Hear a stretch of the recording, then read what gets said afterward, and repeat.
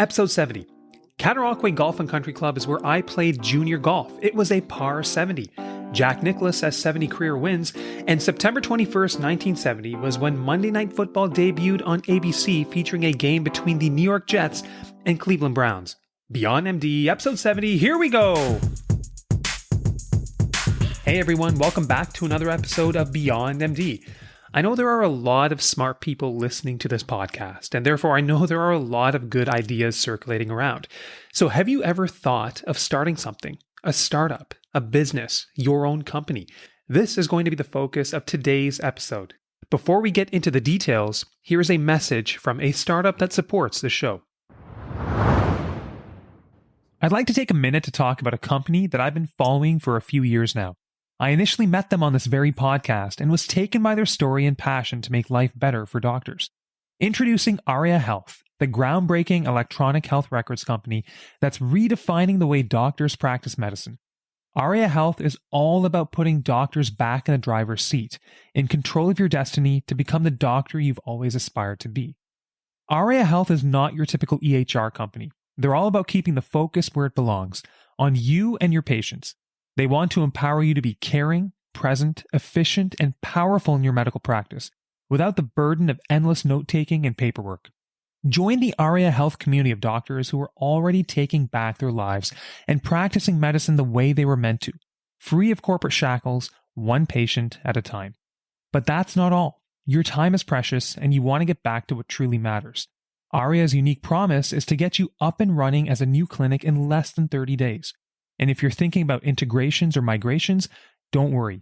Aria can get you set up in less than 2 months so you can seamlessly transition without missing a beat. What sets Aria Health apart is their unwavering commitment to helping doctors thrive and making doctors the heroes of the healthcare story. They leverage the power of artificial intelligence, handling complex data ingestion and automating workflows so you can focus on patient care, not paperwork. And I've seen this in action myself. Visit ariaehr.com, that's ARYAEHR.com, and discover how Aria can empower you to take charge of your medical practice. You can use the special code BeyondMD to get your first month for free. So today we're going to be talking about the steps in starting your own business, coming up with the idea, validating the idea, how to get people to pay for the amazing service that you are capable of bringing to the world. What are the key financial metrics that you need to track, especially early on in the journey? Do you function as a sole proprietor or do you incorporate the business? Budgeting, accounting, and bookkeeping. And finally, what are the key attributes that result in success in entrepreneurship? So to help me with this today, I have Matija Kamikovski. Matija is a seasoned finance expert with more than a decade of experience building and leading finance teams at high-growth startups from pre-seed to Series B stages. He is the VP Finance of BrickEye, an innovative construction technology company building a hardware and software platform helping the construction industry manage risk and improve productivity. He is also the founder and CEO of Precision Finance, a business that provides fractional finance services to Canadian startups. Matija has a proven track record of driving more than 100% year-over-year revenue growth and helping raise more than $50 million in debt, grants, and equity. He brings expertise in financial strategy, operations, and using data to help startups scale. All Matija's links are in the show notes, and a big thank you to my friend Dr. Michael Freilich, who runs the Rounds Table podcast, for the topic suggestion and introduction. So with that, I hope you enjoy my conversation with Matija Kamikovski. Hey Matija, welcome to Beyond MD. I'm really excited to have you here today. How are you doing? I'm doing well. Thanks so much for having me on. Yeah, Matija, it's a real pleasure. Maybe before we get started, maybe you can give people a little bit of background on yourself. We're going to be talking about startups, starting a business. Talk about yourself and your experience in this space. Yeah, absolutely. My name is Matija. I'm currently building a business that actually helps B2B SaaS companies, so startups, manage their finances. So we do everything from bookkeeping and financial reporting through to budgeting and helping with fundraising. My journey with startups started in 2014. So I graduated with a degree in finance, but for the first kind of 8 years of my career, I was working in consulting. And I really loved it. Interesting. Yeah. And the last 3 of those 8 years were with Deloitte. So I was working kind of with a corporate strategy team, helping financial institutions, mainly financial institutions, kind of run their operations and define their strategy. At the time, I was looking to do 2 things. I wanted to go back to doing finance work. And I also wanted to travel internationally or live internationally, live abroad, because I'd been in Toronto for a great number of years. So as luck should have it, I was connected with a guy by the name of Michael, who was running a startup in Uganda, which was a motorcycle finance startup, and he needs someone to run his finance team. Oh, interesting. Okay. Yeah. So he took a bit of a chance on me. I took a chance on kind of making that leap. And since then, I've been kind of obsessed with the startups, particularly the finance function. And so for the last decade, this is what I've been doing, is kind of helping startups build their finance teams and scale through that function. But also most recently, kind of 4 months ago, I started building a business consulting with startups and helping them get fractional support that they don't necessarily want to hire a full-time finance lead. That is really interesting. Matija, it's really fascinating to me. You never know when things are going to change in life, when your interests are going to pivot. That's a really fascinating story about you. And I gather also from your background that you have multiple interests. I feel like I can see some musical instruments in the background too. Are those yours? They are, yeah. I also play but that's my first kind of passion, going back to when I was 13. Okay. Trying to emulate Kurt Cobain. So I started playing the guitar around then, and I've been kind of playing ever since. That is super, super cool. So, by the way, thank you for the content that you've been putting out. I've been following you on LinkedIn now, and you're kind of one of my weekly go-tos now. I found your content to be really interesting.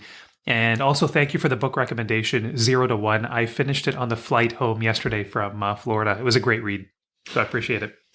Yeah, 0 to 1 is a real classic. A lot of entrepreneurs I know kind of go back to that one on an annual basis.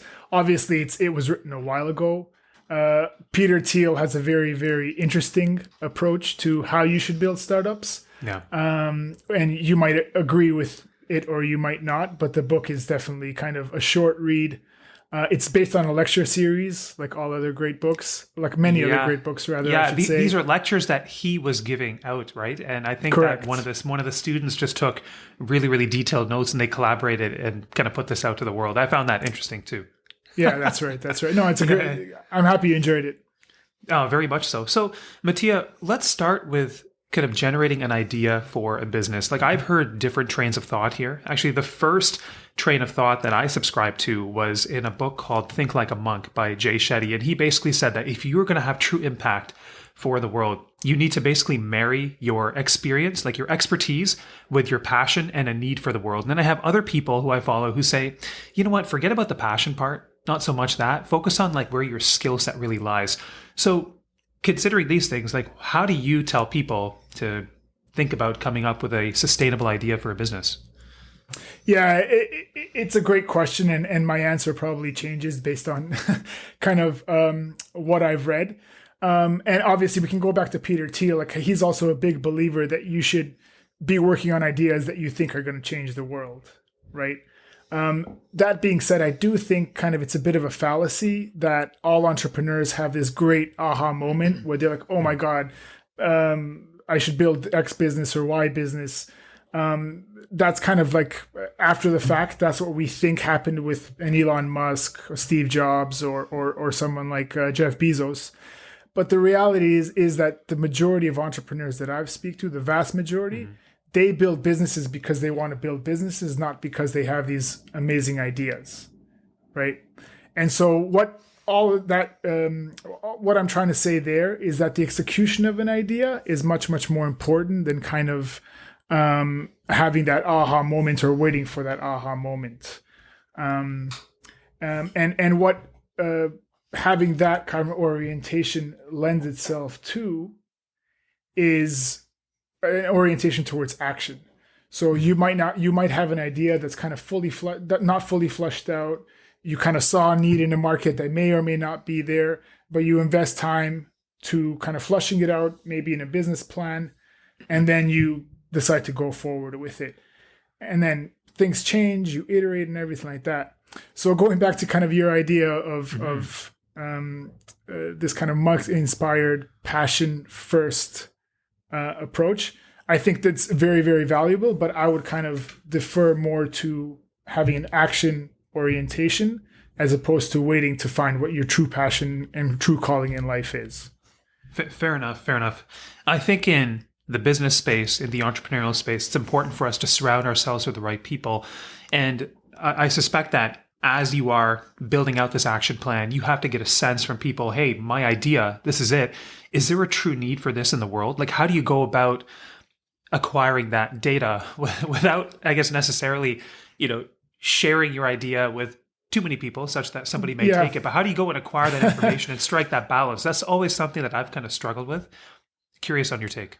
Yeah, that is kind of $1 million question, isn't it? I can give some kind of high level principles. I think that surveys are a great idea, and kind of you come from a science background, you know what building a great survey, asking the right types of questions and having the right audience is very, very important. I think that the one thing I'll say on surveys is that your audience should be customers or prospective customers, right? Asking your mom whether something is a good business idea just isn't good economic. Isn't going to provide you good economic information. No. Talking to other entrepreneurs is also hugely valuable. In the sense that it's kind of a sense of shared suffering. They'll always give you incredible advice on what to do next. They'll always give you incredible advice on kind of how to structure your thoughts. But if you ask too many entrepreneurs about your idea, you'll get as many kind of points of feedback as individuals you speak to. Everyone's going to have a different orientation, and they'll be very forthcoming with that information. So you might get a little bit confused and not know how to start. The most powerful advice I can provide, and I think that kind of the literature is consistent on this, and when I say literature, I mean all of these books that we're talking about, is to build what's called a minimum viable product or a prototype of your product or service and get it in front of your customers as soon as possible. Ideally, they should be paying customers, because then an individual has skin in the game and they'll give you the feedback just because they're invested in seeing you succeed.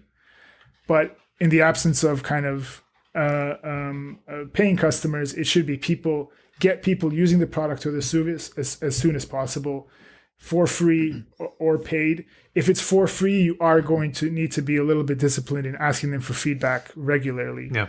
And then they will help you kind of figure out, what you should be doing. Oh, follow-up question. In terms of whether you offer a product for free or whether you ask people to pay for it, for me, this is a bit of a challenging space. But in the survey that you create, do you basically ask people like, hey, would you pay for this? Like, is that reasonable to do? How do you figure out if people are actually going to pay for what you want to bring to the world? So in a survey, I don't know whether people would be incredibly truthful in that question. I've never structured a survey in that way to say, would you pay for this? It's more, I'm using the survey to be like, what should I do different? What should I remove? Yeah. Here's the screen. What should I remove? How user-friendly is the screen, et cetera, et cetera. I think the way you ask people to pay for it is, and I'm sorry, this is very trite, but you ask people to pay for it. Yeah. Right. Yep. You put a price in front of them. And you say, so when I was starting out my business, for instance, I would go into, because as I mentioned, I have a background in consulting, so I have some experience in doing this, but you go into a call where you're just kind of having a conversation. They have some interest in bookkeeping, they have some interest in financial reporting, et cetera, and you put a price in front of them. And you try to gauge the individual's reaction. Oh, that's too high. Oh, I'm not ready to pay yet. You want to get to that no or yes very, very quickly, because then you can move on to the next customer, the next opportunity. And if you have many no's, maybe that's a signal from a market that you should maybe either charge less or pivot to a different niche in what you're trying to build. Perfect. Let's talk about who should and who should not do this. I think there are different temperaments that will probably succeed in entrepreneurship and other temperaments that may not do so well. But in your experience, Matija, who are the people? Like, what kind of personal attributes do they have that tend to be a recipe for success? And then the flip question is, what types of personal attributes tend to be more a recipe for failure in this space? Yeah, for sure. And when answering this question, my kind of guidance would be, don't get discouraged if you don't have all of these skills right away. Yeah. I think kind of the most important one, and the one that you hear about all the time when it comes to entrepreneurship, is grit. I think it's difficult to put into words how difficult, lonely, hopeless entrepreneurship can be. I've seen it in many, many CEOs. I've kind of felt that pain myself as well. You need some driver internally that helps you keep going when that is really not what you should be doing. You shouldn't keep going because you're putting your family's finances at risk potentially, et cetera, et cetera. We'll talk about that later. I don't think that it's good advice to kind of sacrifice everything just to build a business. Yeah. But that's kind of the first and most important thing. The second thing is an ability to sell, right? As I mentioned, the individual starting a startup is going to be the salesperson for the first 5 to 10 customers that the startup has. Mm-hmm. So, and that necessarily, you're not going to be an expert. You're not going to be an account executive on day one. You're not going to know how to close deals, but at least a willingness to have those conversations, to ask to be paid for what you're developing, and then to learn and iterate on how good you are as kind of a seller. I think is also incredibly important. Setting goals, like somebody that has a proclivity for setting goals and meeting goals, I think that's very, very important. It's particularly when you're getting started, you need kind of milestones on a daily, weekly, quarterly, annual basis that tell you whether you're going in the right direction, right? Yep. So today I want to reach out to 20 customers. I want to call 5 customers, or I want to send 6 proposals this week. It doesn't matter, whatever the case may be for you, but you need that proclivity to be very, very quantitative in nature. And the last one I'll mention is learning. Like a love for learning, because you learn so much on this journey. Just about, obviously, first and foremost about your customer and about the market, but also you gain so many invaluable skills about showing up, about poise, about confidence, et cetera, and you need to be inspired by that in and of itself to be successful. Very, very interesting. That's really helpful information, Matija. Let's maybe move on to actually getting started. One of the books I read earlier this year, it was called Feel Good Productivity by Ali Abdaal, who was a former physician turned YouTube entrepreneur. But in his book, he talked about, have you read that too? Have you checked out that book? No, this is a crazy coincidence. This actually showed up on my LinkedIn feed this morning. Really? Somebody was talking about his book and saying that it really helped her kind of overcome trepidation towards starting a YouTube channel and editing videos and everything like that. So it's just an interesting coincidence. Oh, that is super interesting. So that was the first book I read in 2024. And in it, he kind of gave some guidelines onto how to get started and keep the momentum going. So my next question for you, Matija, is actually in getting started. And I'll tell you this, myself and a lot of my colleagues who listen to this podcast, I know there are other people out there who have ideas, a lot of smart people. But for us, we have that security and stability in medicine. We have a healthy income, and sometimes it could be so hard to even let go of part of that and take the plunge. So with all this that I'm sharing with you, like how do we actually take the plunge? This is something that myself and others really struggle with. Yeah, and what I do as well. I mean, I think that if you're someone like me, you have been very, very successful in following kind of the traditional path. And by that, I mean kind of education. Education is very, very, the link between the effort that you put in and the reward that you get out is very direct, right? So if you work harder, you will get better grades, you will pass the exam, et cetera, et cetera. And so I have a CFA and I've passed all the exams I need for my CPA. So I'm obviously very, very and I'm not both. I don't say that with pride. I just say that that's kind of how I've been trained. Entrepreneurship is quite different. So if you do A, then you might get B, you might get C. 3 years down the road, you might get D, or you might get nothing, right? And there's so many decisions that you make on a day-to-day basis that have this flavor. And so despite the fact that you might work super, super hard, you might not be getting the results that you want, and then you're going to need to pivot or whatever the case may be. So it is challenging to kind of adopt that mindset. In terms of getting started, I think that and again, I hate to sound very, very simple here. The most important thing is to get started. You mentioned the words taking the plunge. So define, what does taking the plunge mean? It doesn't necessarily need to mean that you leave your career tomorrow and I'm going to just, work out of my basement and developing these business. Yeah. No, that's not what I'm talking about here at all. I guess it's just like, accepting that, if you do something, there's some level of uncertainty, but down the road, there potentially could be some really, really meaningful impact that's going to be valuable to you. Just making time for that, and maybe letting go a little bit of your day-to-day to allow for that. That's kind of what I'm talking about. Yeah, for sure.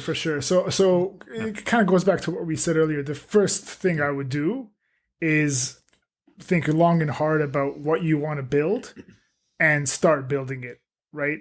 And the benefit of the world, the way that it's set up now with remote work and AI, is that you can take a relatively inexpensive approach even to building a product, right? And so you can invest some small portion of your monthly budget into trying to get this MVP off the ground, right? So define what the MVP is, start building it, and look for customers, right? I can't imagine a better way to kind of start than that. Okay. Other things that you might want to think about is develop a business plan. I think this is like the traditional business 101. It does not need to be complicated. I wouldn't put hours into it, but it's who's your customer, who's your ideal customer, what's your competition, how do you aim to get your product or service to your ideal customer, and what's your financial plan. And we can get more into the financial plan because kind of that is my area of expertise.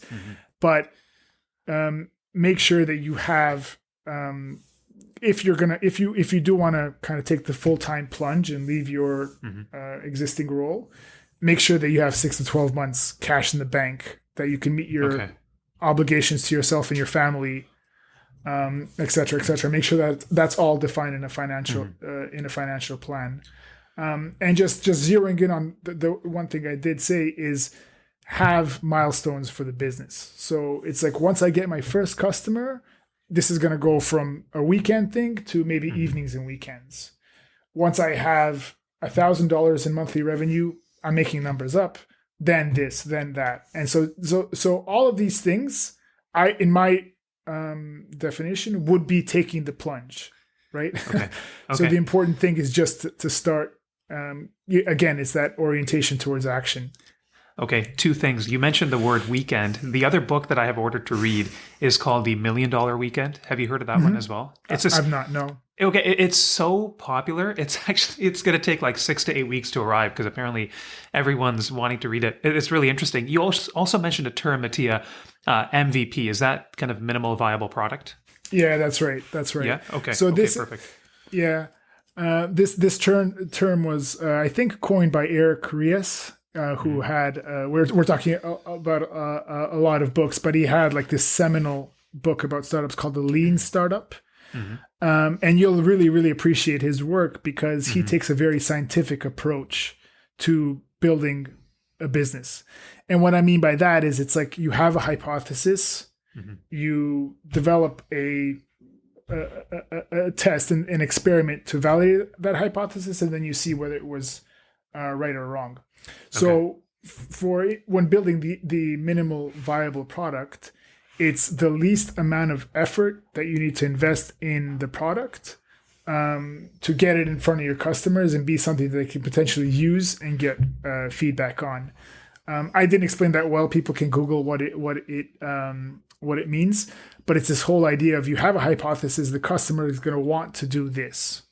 In my case, the customer is going to want to not do their bookkeeping, for instance, Yeah. which obviously is a market that's thriving. So there's obviously a need there, and then you kind of develop a service that you can pitch to them that they can give you feedback on.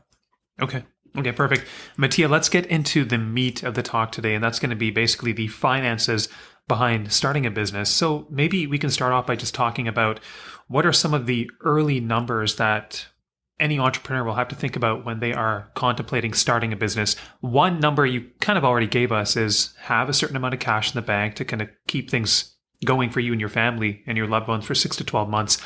But I'll just ask you, early numbers that we need to think about. Sure.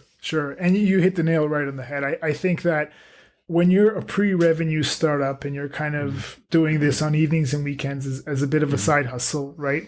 Or even if you've kind of quote unquote taken the plunge and left your full-time job, the most important metric, probably maybe the only one that matters, is cash. And there's 3 things that come out of cash. There's cash on hand, which is how much cash you have either devoted to the business, or if you have a business bank account, how much cash is actually in that business bank account. The second one is something called burn. And burn is a very startup-y term, but it basically means what are your cash expenses each month, right? Are you spending $2,000 on this business? Are you spending $1,000 on this business? What's included in that $1,000? So having a clear idea of what that looks like today, and also how you want to grow that. You would just put all of that generally in an Excel spreadsheet, for instance. And then the third one related to cash is runway. At how long of a time period do I have until the cash goes to zero, right? Okay. It's a very simple calculation. It's your cash on hand divided by your monthly burn. That's your runway. So we talked about cash on hand. We talked about burn, like how much are you actually putting into the business every month? And then basically, cash on hand divided by burn gives you your runway, like how long you can kind of keep the business going. Okay. And then hopefully you can kind of keep it going long enough, and then you start to become profitable, right? Like that's kind of the goal, isn't it? Okay. So there's a big debate kind of in the startup community between what are called growth at all costs businesses, venture-backed. These businesses tend to be venture-backed, and then bootstrapped businesses.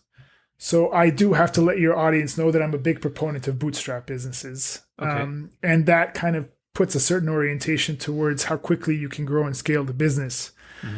So let me just explain these 2 worlds. Please. A venture-backed business or a growth at all costs business, they don't always have to be the same thing, but they generally are, is a business where you rely on outside financing from venture capital investors who are going to take some portion of your company. You can think about the Shark Tank, like 10% for a $1 million valuation, that kind of negotiation. They're going to take some portion of your company, but they're going to give you obviously cash for the equity stake that they're going to get, and they're going to expect that you're going to grow very, very fast, right? Okay. So the venture model, that was kind of the predominant model for all startups up until maybe a year or 2 ago, when the market started becoming unfavorable in terms of interest rates in particular. And now there's a shift more towards bootstrap businesses. You don't rely on outside capital. You build it the way that we've been talking about building it. You forecast how much cash you have, you forecast how much cash you need, and then you do it all kind of yourself at a very, very low operating expense number. And what that means is that you hire less people, you focus more on outsourcing than you do on building a big team. And let's be honest, it does mean growing a little bit slower than you would if you had $10 million from a VC. Thank you for that. That's super, super helpful to get that clarification. I think based on how you describe things, Matija, I'd probably be in the bootstrap camp as well. I think that's kind of how I would envision things rolling. Yeah. No, I'm on your team. Now, these numbers that we talked about, you talked about people who are generally successful in business, they're going to be good at setting goals for themselves. So when it comes to these numbers, how often should we be inspecting them and keeping track of them? Yeah, at least monthly. Obviously, I'm a finance person, so I look at this almost daily, just because it's an easy kind of Google sheet that I've set up, and it's very, very easy for me to understand. If you want to make a meaningful increase in your burn, if you want to hire fractional support, if you want to outsource some component, if you want to bring on a new expensive SaaS, software as a service, then I suggest that you, before making the expense, that you look at that projection and make sure that you're still comfortable with what it's showing you. Next thing is, do we run the business as a sole proprietor, or do we establish a separate corporation? Maybe you can talk about these two things and the pros and cons of each approach. Yeah, of course. Very, very common kind of business question. So first, I'll explain what the two are. A sole proprietorship is a business that's inseparable from the individual. And what this means is that all of the liabilities and the benefits of the business accrue with that one individual. They're not separate from the individual. The way you would set up a sole proprietorship in Canada, you would just simply start building the business. There's nothing really you need to do, but for the purposes of tax filing, you need to register a business number with the government of Canada that you would use on your kind of CRA forms. Okay. A corporation is something entirely different. A corporation, you're creating a legal entity that is completely separate from you as an individual. So you actually have to go through a legal process. It's very, very inexpensive to set up this entity, get a certificate of incorporation, create articles of incorporation, et cetera, et cetera. Yep. The benefit of having this separate legal entity is that it's separate from you. So there's two big benefits. Number one is you don't get any of the legal liabilities of the business. Although I will caution that when people are providing loans, especially at the early stage, they want what are called personal guarantees, which kind of extends the liability to you. But you can kind of negotiate that away and still maintain that separation. And the second big benefit is that you can have people join you on the equity side of the business. You can give them stake in the business, in the corporation, by selling them equity, or just by putting them on the what's called your capitalization table, your cap table, for doing work for you. Two follow-up questions. One is, a lot of my listeners are incorporated for their medical practice. Let's say one is starting a business that is somewhat tied to their practice of medicine. And like should that business, can it be run through their medical professional corporation, or should it be a separate corporation? Is it possible to answer that? That is a great question. To be honest, I'm not sure. I do think that it would present some challenge if it's tied to kind of because when you're filling out, I'm going to think about this in a very mechanical tax form way. I think from kind of a conceptual perspective, there's no barrier that says that you can only run this corporation for this one narrow purpose, right?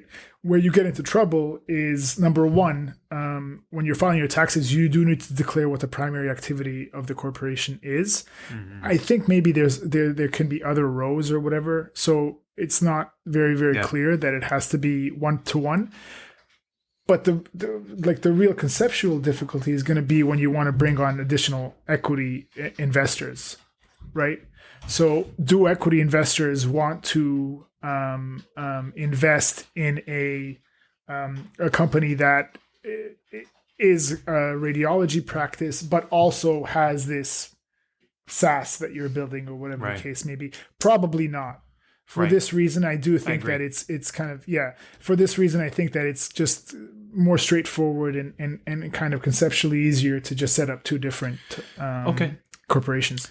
Next follow-up question I have is surrounding liability. So let's say somebody is a sole proprietor, they're running everything related to their business personally, and then they're dealing with a lawsuit. Then I imagine that in that lawsuit, potentially whoever is suing can come after your personal assets. Whereas if you are incorporated, does that protect your personal assets? Like if the business is a totally separate corporate entity, or does it not always protect your personal assets? I want to get a sense from a liability perspective. Yes, what you said is completely correct. So think about it this way: when the business is getting sued in a sole proprietorship, there you become the named party in the lawsuit. So ABC Co would be suing Matija in this instance, right? Because there is no separate entity from you that they can claim. So in that case, yes, you're fully liable for the outcome of that lawsuit. Okay. Whereas with the corporation, the named party to the lawsuit is ABC Co is suing XYZ Co, right? And so in that case, all that is your liability extends to what you invested in the business, right? Gotcha. Maybe in terms of cash, but also more importantly, all the time that you invested in the business as well can potentially would be lost if the lawsuit was really, really unfavorable to you. Okay. Let's talk about tax deductions to the business. So, if you are a corporation, anything business expense related would be obviously a tax deduction to the corporation running the business. But if you are a sole proprietor doing everything personally, my understanding is that, on your T1 and your tax paperwork, you have a mention of the business that you're running. And then those business expenses essentially become a deduction from your taxable personal income. At least that's my understanding, but can you guide us on this a bit? Yeah, that's 100%. You're 100% correct. So the way I would explain this is that you as an individual, you can generate different types of income. So the most common type of income that individuals generate is employment earnings. And so that's kind of T4 earnings that you get from a standard employer. The second type of income you can generate is property income. So if you're renting out your condo, for instance, et cetera, et cetera. The third type of income you can generate is business income. And the Income Tax Act is written in such a way that an individual can generate business income and a corporation can generate business income, right? So at a very, very high level, at the most base level, what's deductible for a corporation is also deductible for an individual, with kind of for a sole proprietorship rather, with obviously there's nuance there. It's an Income Tax Act. It's just very, very complicated. But yes, so the general rule of the Income Tax Act is if it's an expense that it's incurred for generating business income, it is tax deductible. There's obviously carve-outs for things like meals and expenses, club dues. They really don't like golf club memberships. The Income Tax Act doesn't. Good to know. Yeah, exactly. Insurance, where the beneficiary is yourself and not the business, et cetera, et cetera. So there are certain kind of carve-outs, but in general, anything that you spend to generate business income, either as yourself or as a corporation, is tax deductible. Perfect. I think this is really helpful for listeners to know, because if you are considering starting something, conceivably you could start it off as a person, still generate those deductions, and then as things evolve, things grow, you could incorporate eventually, right? The business entity. So in the early days, Matija, what do we need to know about budgeting, accounting, and bookkeeping? I imagine in the very early days, somebody may be doing all this themselves. And this will segue nicely into the next part, which is about kind of when to outsource. But what do we need to know about these topics in the early days? Yeah, I think that the my high level guidance is to start bookkeeping and accounting as soon as possible. As soon as you decide that this is something that you want to invest more time in doing, even if it's a side hustle, get a QuickBooks Online license or a Xero license. Either are relatively inexpensive, and this is one of the operating expenses that you would include in your budget. And just start doing like both of these tools. Invest the time to kind of learn the tools. What is an expense? What is an invoice? What is a bill? How do I generate reports? And just start doing it yourself. The other thing I would recommend is that there's other tools, and I don't know how deep you want to go into the kind of like the software that you can get, but there's other tools that help you kind of digitize your expenses. There's tools that will help you, just there's a whole suite of SaaS that's so inexpensive, but will really help you kind of keep track of where your money is going for the business. So I suggest doing that right away. And investing the time in learning how those things work. In terms of budgeting, I think have a budget to build a budget that makes sense for you. What I mentioned previously is a perfect starting point. So you have a line item, and I'm talking very mechanical in Excel. Have a item that's beginning cash on hand.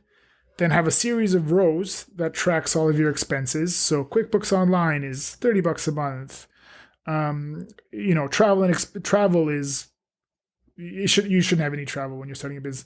Meals and entertainment is $100 a month, etc., etc. And then it ends with your ending cash on hand, and then just project that forward 24 months and see how that looks like. I think that's those tools are probably what you need to get started. Perfect. Are there any specific bookkeeping or accounting tools? Like you mentioned, there's a few that if we learn how to use those, it could have a great impact. Like, are there any tools specifically that you recommend for a business in the very early stages to maybe learn about? Yeah, there's two that I really, really like. Number one is either QuickBooks or Xero.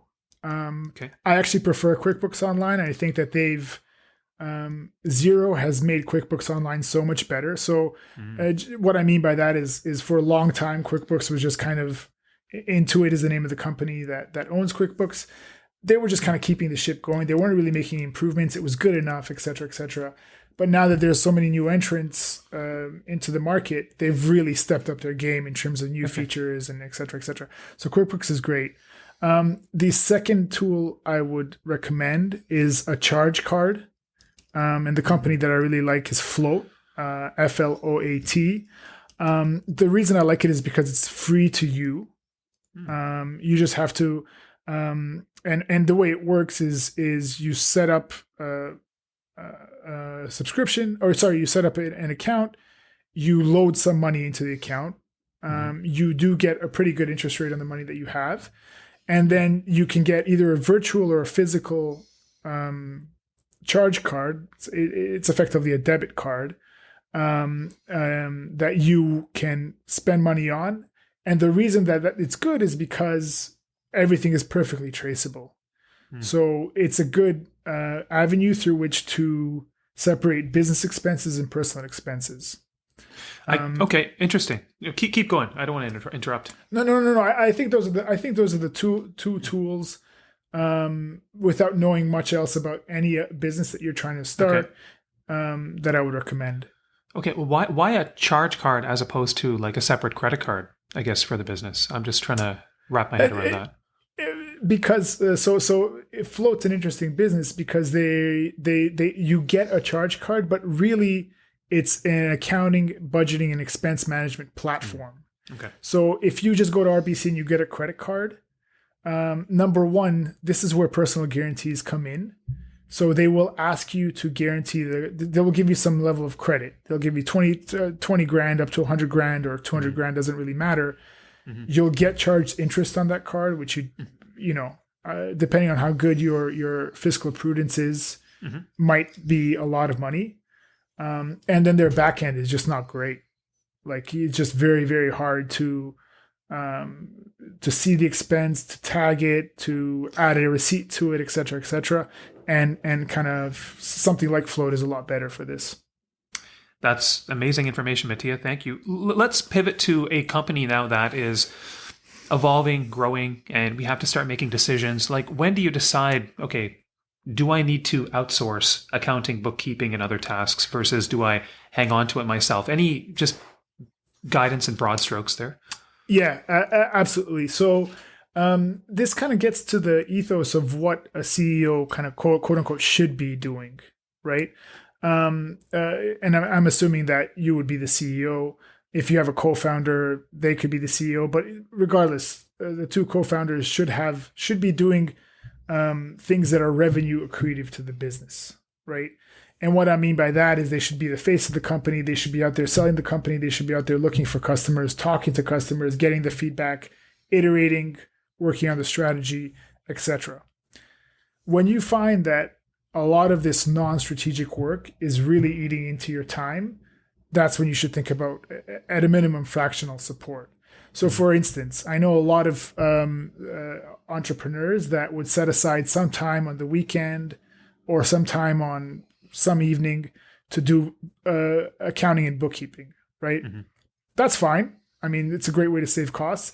But if that becomes 2 or 3 days a week, and you're kind of losing your ability to maintain all of the expenses of the business, and and you're sacrificing your ability to get customers, that's when you should really think about kind of outsourcing these capabilities.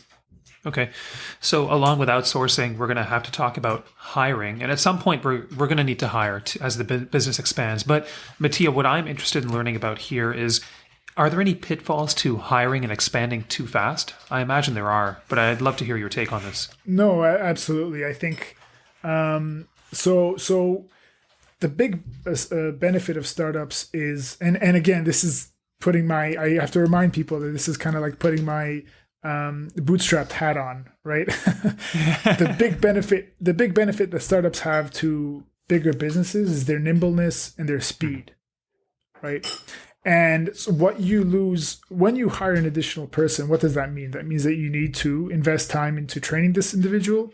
That means you need to invest time in getting them bought into your vision. Hopefully they wouldn't have applied if they weren't, but generally they're not yet. And you need to invest time in kind of managing this individual, right? And that in itself, even if we're just talking about one single individual, that in itself is going to take time away from, again, that strategic revenue accretive stuff that we mentioned. So already you can see how you've lost a little bit of that nimbleness and speed just through having one team member. Of course, the benefits far outweigh the costs, especially if you don't have the capability that you're trying to hire. Like hiring a salesperson in the early days is almost a no-brainer because they're going to keep the lights on in the business in terms of getting more customers. So please, kind of that caveat is important. Yeah. But other things that become more difficult as you have a team of 10, a team of 20, and even a team of 100, you just can't pivot as easily. You're not really sure whether people are bought into the vision of the company. So you have to make sure that you have a good process for building culture. And I was going to say one more thing that's slipping my mind. But yeah, you lose your ability to pivot, right? You're going to need to pivot a lot, I think, because you have a hypothesis, as we mentioned, that customer A wants X, but customer A might not even be your right customer, and X might not even be what you're trying to build. So with a team of 10, you have to then go into a town hall and say, oh, we're pivoting. This isn't really working. They're going to think, oh my God, is my job at risk, et cetera, et cetera. So it makes all of those discussions more difficult, and it adds a little bit of burden onto the speed of the startup. Matija, I'm happy you mentioned sales and advertising in that answer because that reminded me of my next question. When I was reading 0 to 1 yesterday, there was a chapter where they talked about sales, and Peter Thiel basically said, like, you could build the best product in the world, but if you have no mechanism to make the world aware about your product, your business is literally going nowhere. So when it comes to sales and advertising, is this a day one thing? Guide us on this a little bit because I struggle to wrap my head around it. Yeah.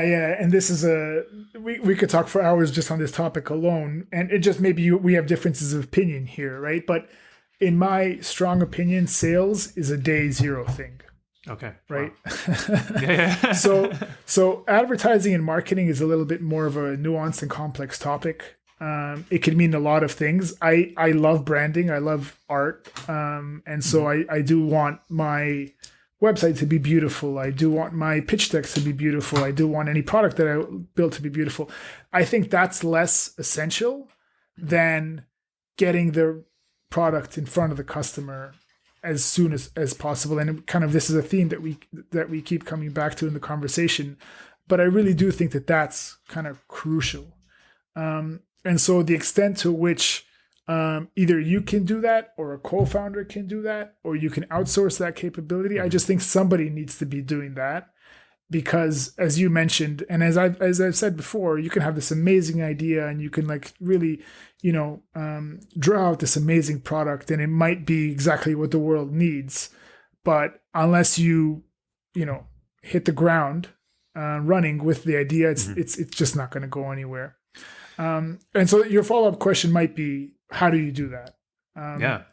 And I think that networking is a huge thing. I know this is a cliche answer and it's a cliche thing, but think about the people that you already know in your network, but also attend events where your customer might be.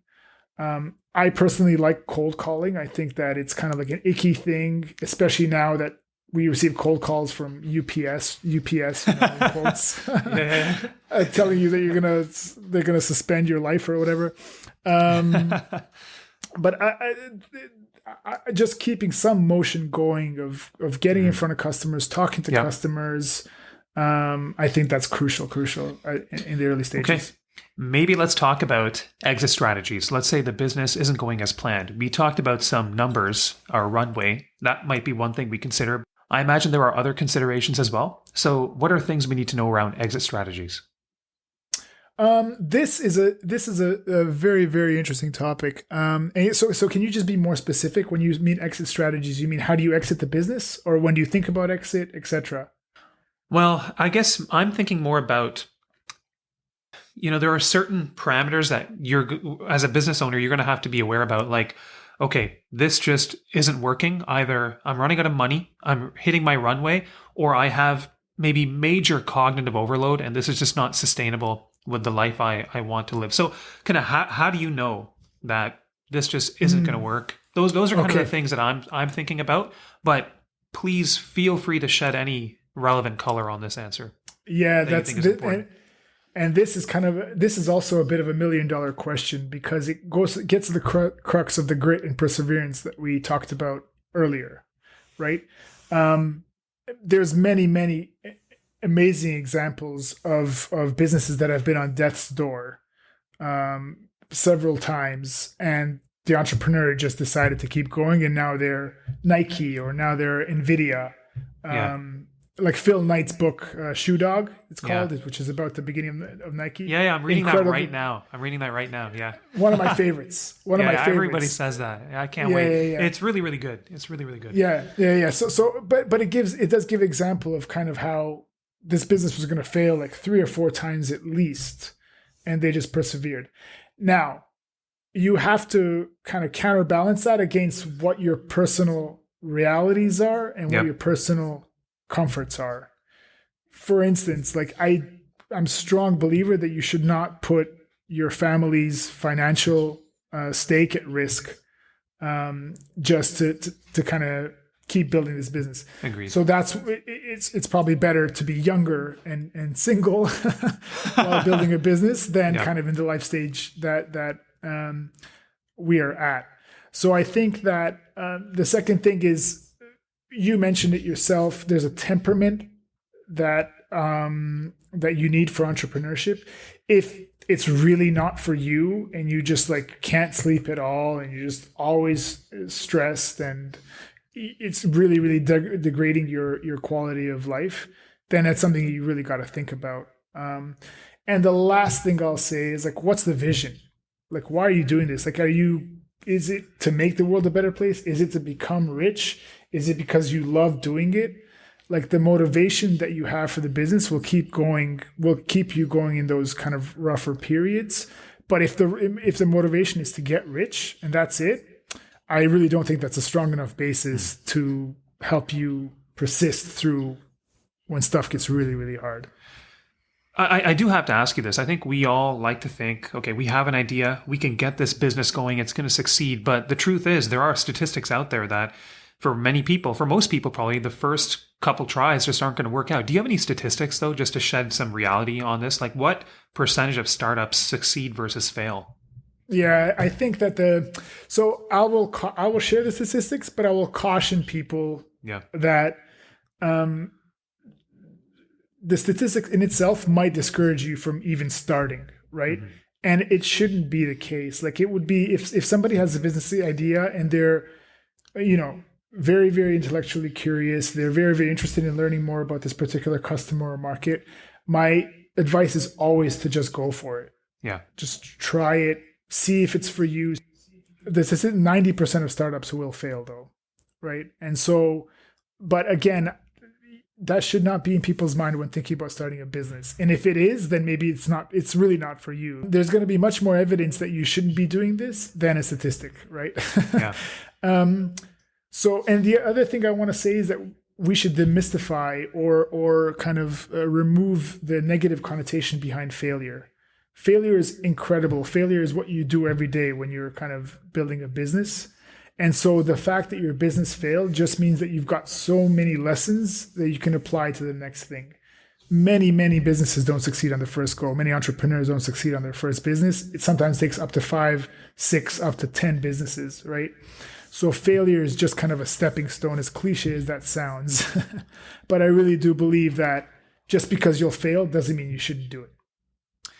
I was going to say, let's finish on more of an upbeat note, but you turned that answer into something really upbeat and something positive. So I love it. I love it. But as we wrap up, last thing, Matija, like any closing words, closing pieces of information, advice that you want to share with the listeners?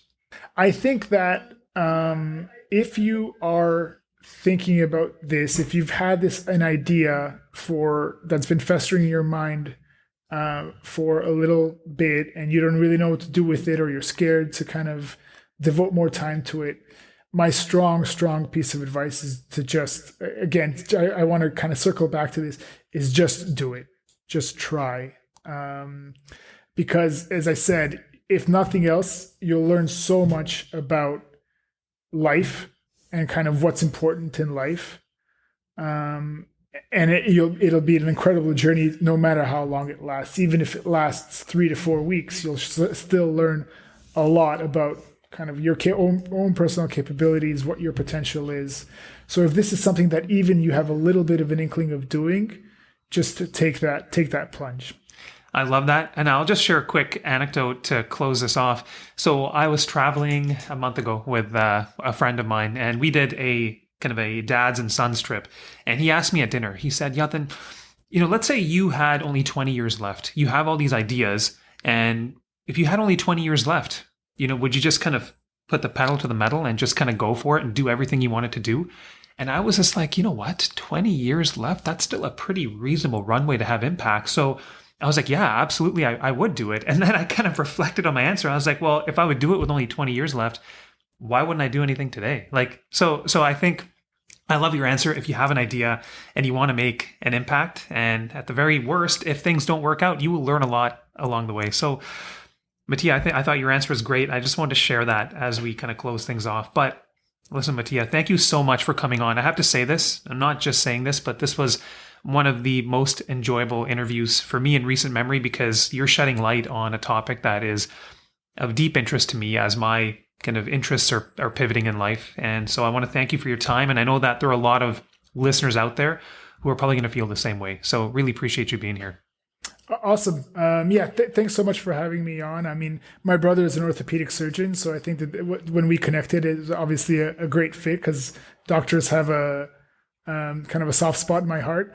I do need to do a shameless plug. People can find me on LinkedIn, Matija Kamikovski. Yeah. And the website for my business is precisionfinance.ca. So go there.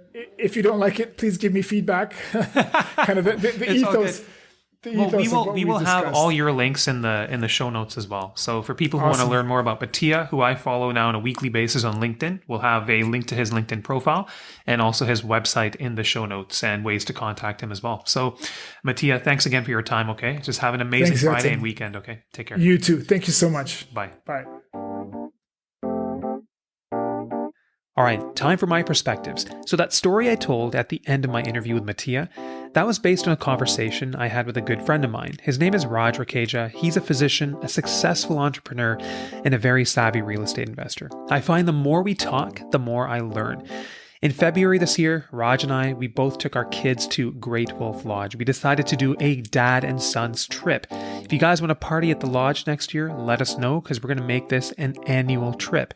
Anyways, we were sitting at dinner one night and Raj asked me, he said, Yatan, you have a lot of ideas. You have many interests. If you only had 20 years left, would you go for it? Would you do something big?